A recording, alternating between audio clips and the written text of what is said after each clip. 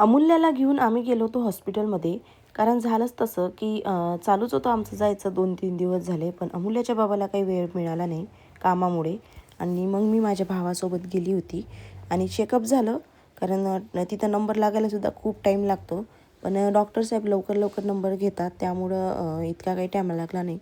आम्ही रात्रीच्या टाईमालाच गेलो होतो त्या कारणाने. आणि त्यानंतर आम्ही खाली निघालो. जसं खाली निघालो ना, अमूल्याचं रडणं चालू होतं. कशासाठी? की तिला काहीतरी खायला पाहिजे, भूक लागली चालू होतं. मग काय तर जाताना आम्ही निघालो त्यावेळेस तर तिला वाटेमध्ये काहीच दिसलं नाही. ज्यावेळेस दिसलं त्यावेळेस फेमस तिचे काका जे होते, जे आम्ही नेहमी पाणीपुरी खातो त्या काकाकडचं, तिथली पाणीपुरी घेतलेली होती.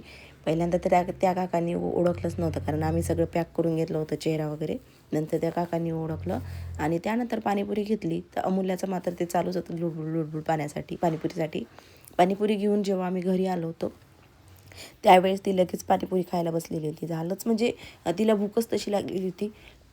कारण हॉस्पिटलमध्ये सुद्धा खूप टाईम झालेला होता म्हणून. आणि नंतर मी घरी आली, पण स्वयंपाकासाठी काय करायचं याचा मात्र सगळ्या बायांना विचार असतो. तोच विचार माझ्या डोक्यामध्ये सुद्धा भरत होता. आजचा ब्लॉग इथेच